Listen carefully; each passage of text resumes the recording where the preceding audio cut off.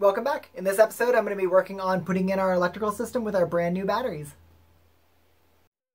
Hi, I'm Alice. And I'm Kristen. And this is our bus.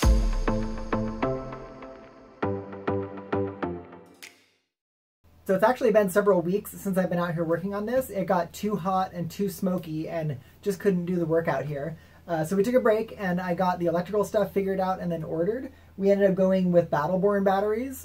They are very expensive, but it gives the best reviewed, best supported.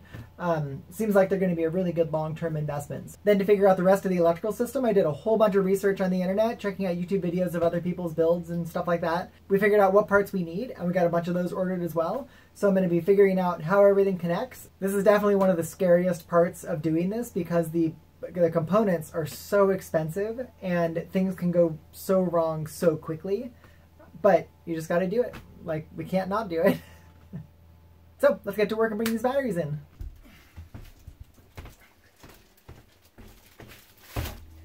Too much. This is the big inverter from our previous build, so we're going to reuse this one to save some money. We're going to build all the electronics into a bench here. So I'm going to build a bench that covers the batteries and all the electronics. All of these electronics are going to mount to the bottom side of the lid, so when you lift up the lid, you can easily see everything about it. And then when it closes, it just compresses the space a bit more. And then I've got all my layout here of all of the circuits. So I've got the solar that comes in through a fuse and then to the MPPT solar charge controller, which then goes into the battery bus. I've got shore power coming in from the outside, which goes into the inverter charger here, which then runs to the batteries. I've got the DC to DC charger, which comes off of the alternator, and that runs through this and then into the battery bus. And then I've got the 110 volt electrical that's going to run back out, will also mount under there. So I need to figure out the shore electrical and then the size of the box.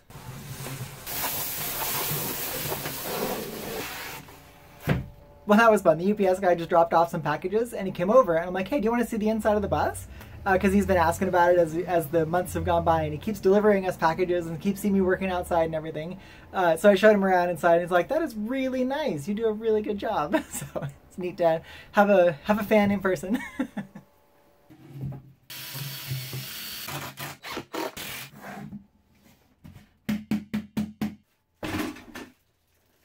Screw these down.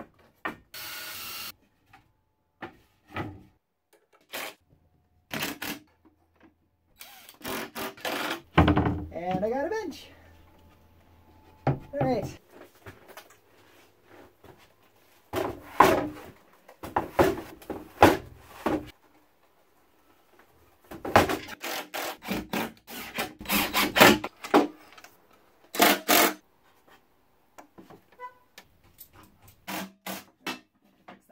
Otherwise, that works.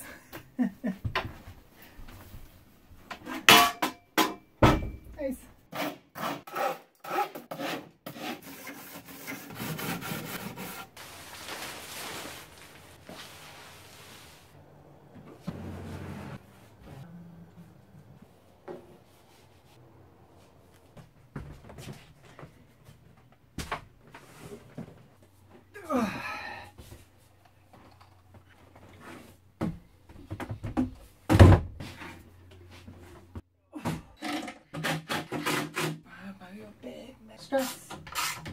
This is the hot solar line, which has up to 72 volts on it. So I'm trying to cut one side at a time so I don't short it out.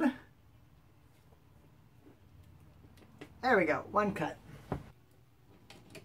So now that I have the hot wire connected into the circuit breaker, finally the solar panels aren't putting out any live voltage on any unprotected spots. So that's a really nice thing to finally have. One more thing we're doing on all of these connectors is putting Loctite on all of the threads. We know we're going to be going through bumpy things, as everything in here is. So everything either has a stop nut or it's getting Loctited. And cover up. I'm working on connecting the solar panel wires into the system, and I've hooked up our voltmeter to it, and it's showing that the red wire and the green wire, green is normally the ground wire, but in this case it looks like the green is positive. So I wired it up incorrectly, so I'm gonna have to cut these off and then put red to ground and green to positive.